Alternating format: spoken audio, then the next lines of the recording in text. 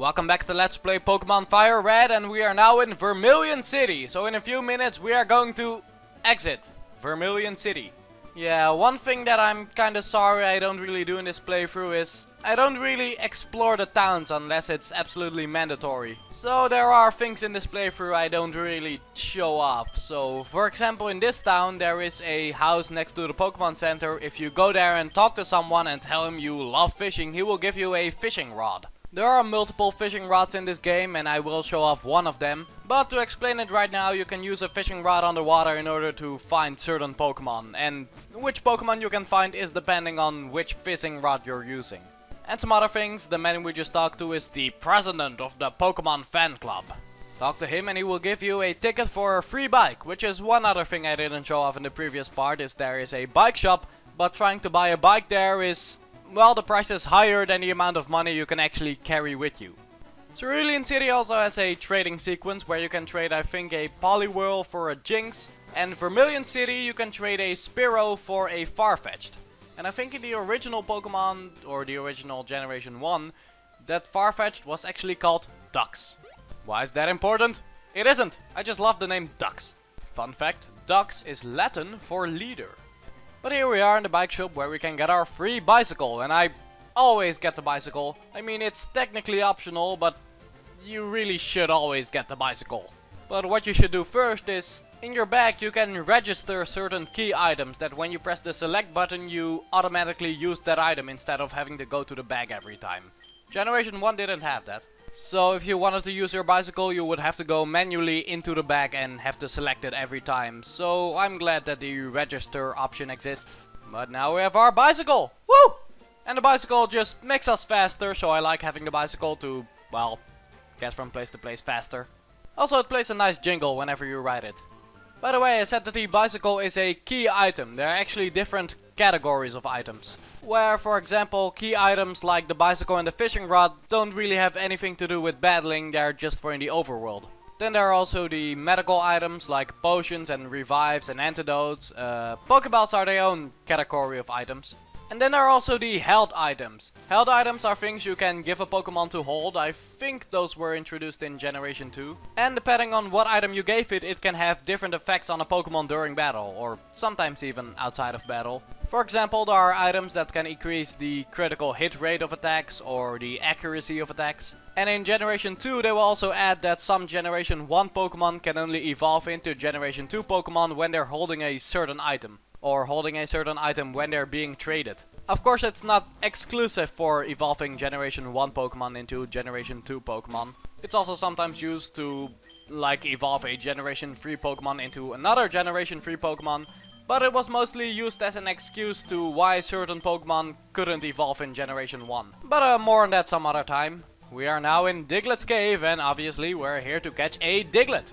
Well, maybe not obviously, because you can actually catch the evolution of Diglett here, Dugtrio, but for some reason I don't do that because I don't feel like it.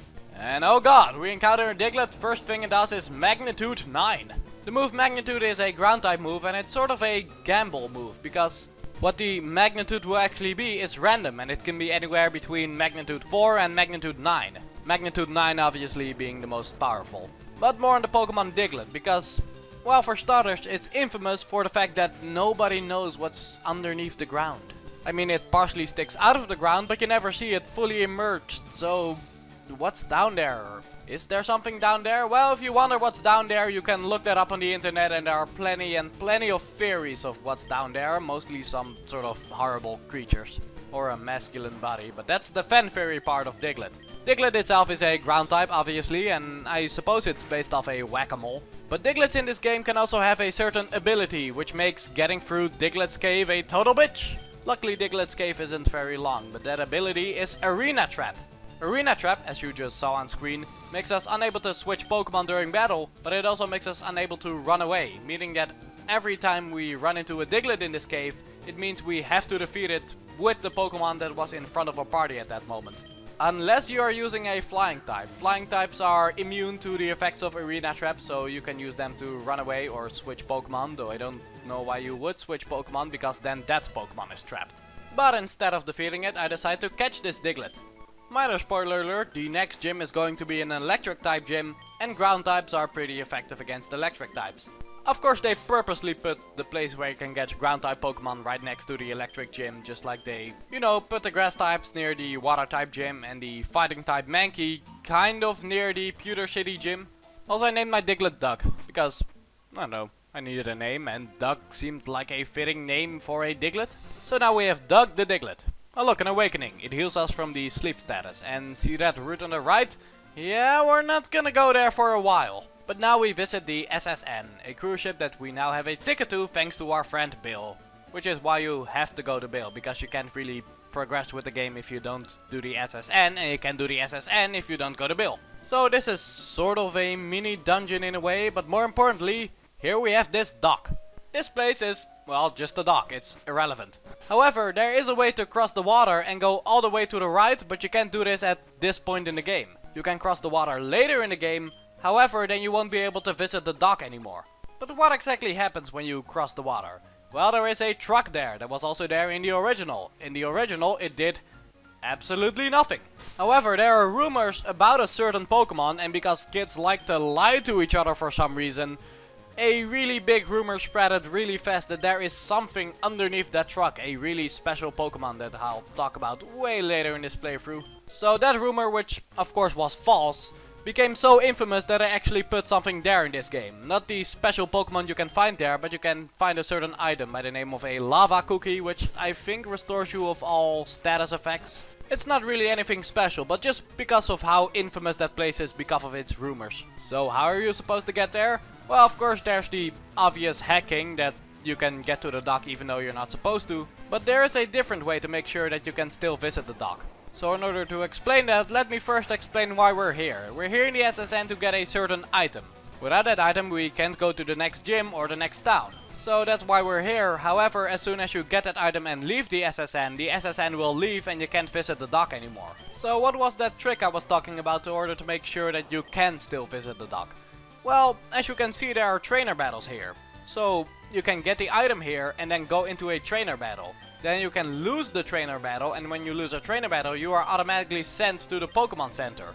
And because that happens, you still have the item, but you technically never left the SSN, so it will still be there in order for you to visit. So that not very complicated trick is something you can use to visit the infamous truck, which really doesn't do anything. I mean, in this version you can get a lava cookie there, but it's no big deal. Again, it's just because of all the strange rumors about that place. And by the way, a moment ago Mascot learned a new move, Slam, which is a powerful normal type move, which is really doesn't need because it already has Mega Punch for whatever reason. Slam is slightly more powerful but also has a lower accuracy. Oh, and I got rid of Growl because in competitive battle I do a lot more with status moves, but in the normal game I don't really use them a whole lot. And when I say competitive battle, I mean my attempts at competitive battle. Spoiler alert, I suck at competitive battle. Well, not really a spoiler, because it's not gonna be shown off me in competitive battle, because why would I? Oh look, a new Pokemon. This is Tentacool, which is a water poison type. I don't think I ever fully explained poison type Pokemon, so let's see. They are weak against ground and psychic types, resistant to bug, fighting types, grass and poison types.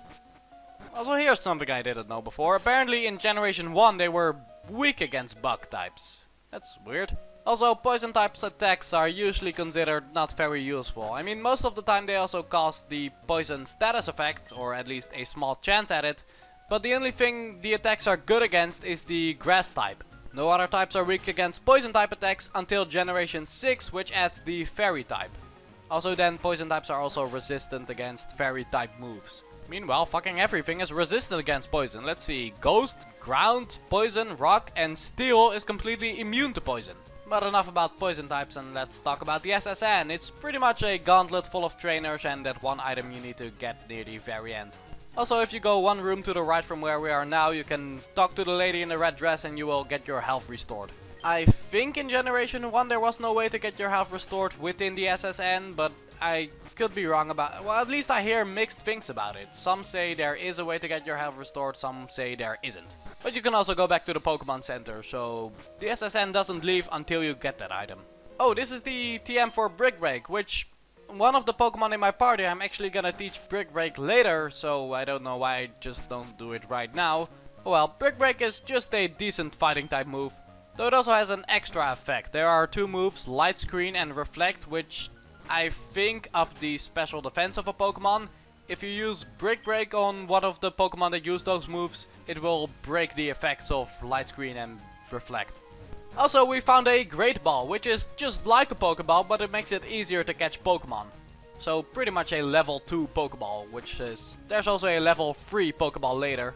And then there are also a whole bunch of different kind of Pokeballs that make Pokemon easier to catch under certain circumstances. I don't think we're actually gonna see any or a lot during this playthrough, because I'm not sure if we can find a lot during Leaf Green and Fire Red. But they exist and I'll explain them if we find one. Oh yeah, just remember, Diglett also has the move Dig, which we can use outside of battle, and it's also one thing we got a TM for earlier. But what it does is that if you use Dig inside a cave, it will pretty much do the same as an escape rope and bring you back to the beginning of that cave.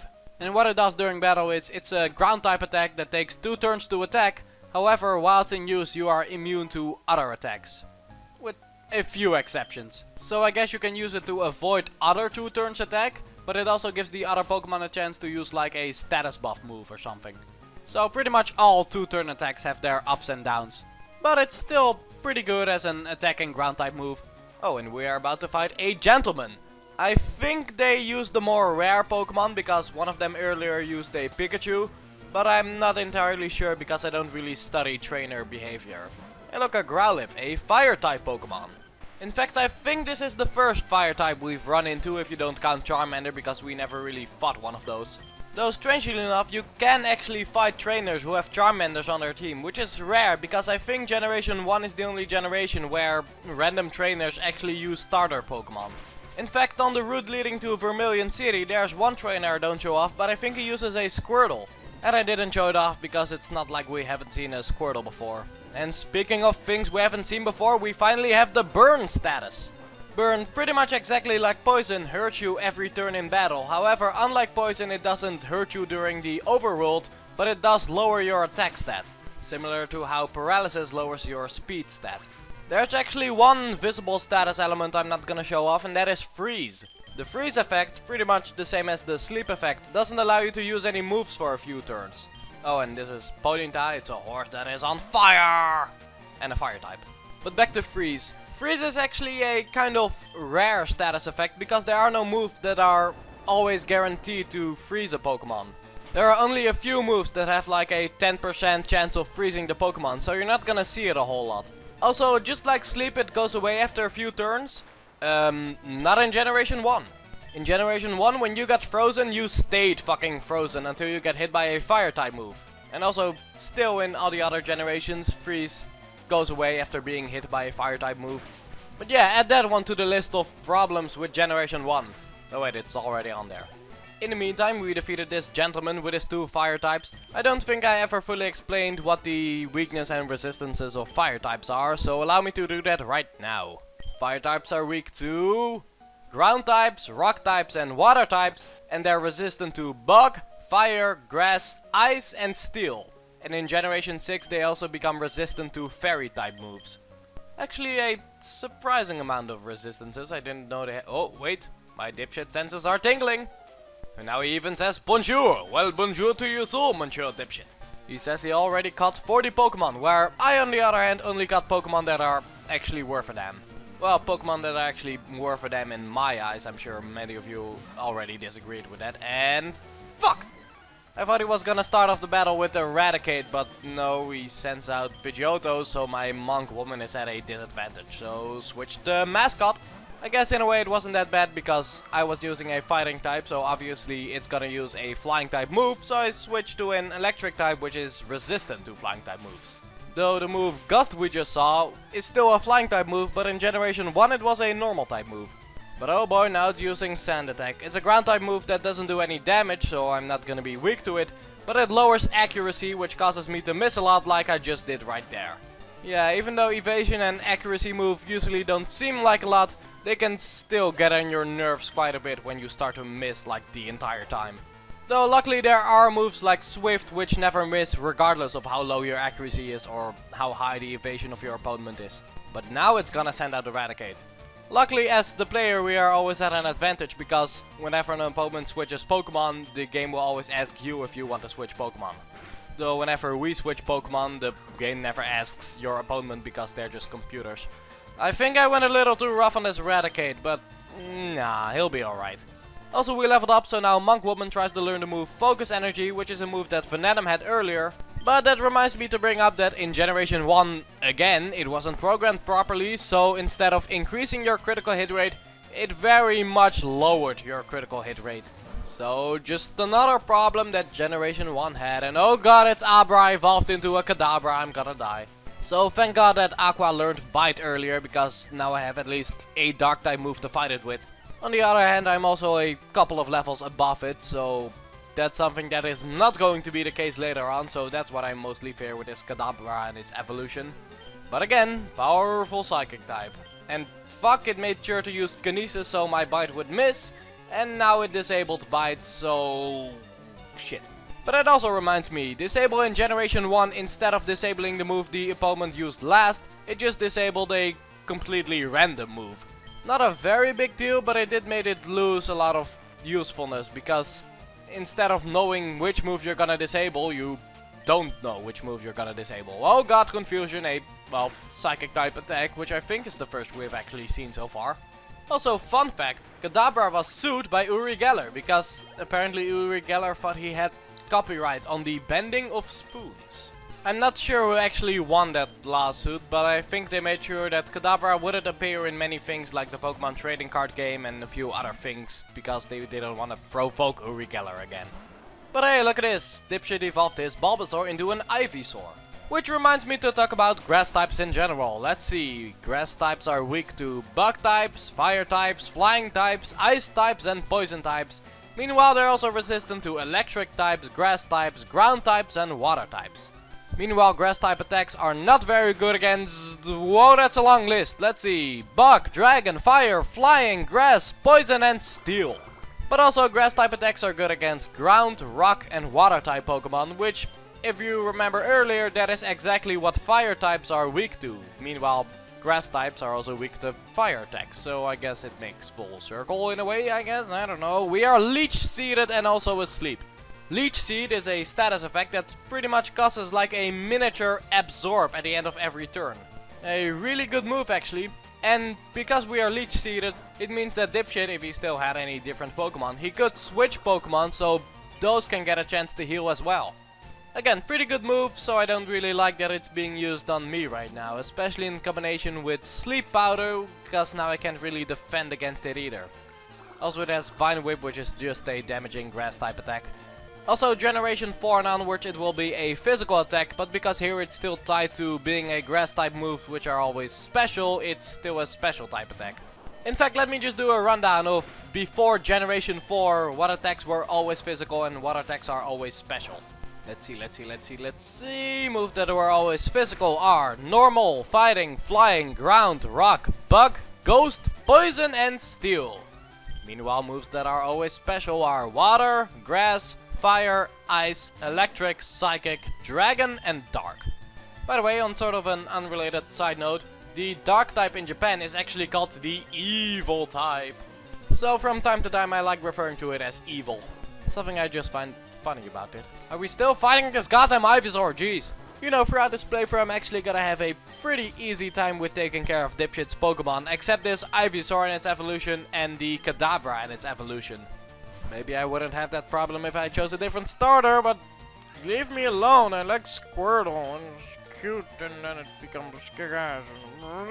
This Ivysaur though, goddamn, its grass type makes it resistant to Mascot's electric type attacks and Aqua's water type attacks. The poison type makes it resistant to Monk Woman and Venom's fighting type moves. And both of those make it resistant to like the one grass attack that Cannabis has. Also the poison part would be weak to Doug's ground type move and then grass cancels that out. Then the reverse would happen if I had a poison type move. The grass type would be weak to poison, but the poison part would cancel that out. So all I have left is Peck, which is Venom's like one flying type move attack, and Venom just died. Fuck. So what now? No idea. I can't poison this thing with Cannabis, its poison powder either, because it's part poison, and poison types are immune to the poison status effect. Just like fire types are immune to the burn status and ice types are immune to the freeze status. Electric types on the other hand aren't completely immune to paralysis, not until generation 6. So, oh look, I ended up defeating that thing with bite. Okay. Oh right, this part. I don't like this part for a number of different reasons. First of all, the captain is sick. We need something from the captain, but in order to get that we need to rub his back. I don't want to. Also, we did not need that sound effect, but for doing that we get the move Cut, which we need in order to progress with the game. However, Cut is not a TM, it's an HM. HMs are like TMs, but with a few differences. First of all, you can teach it to a Pokemon multiple times. After using the HM, it's not gone, you can still give it to another Pokemon.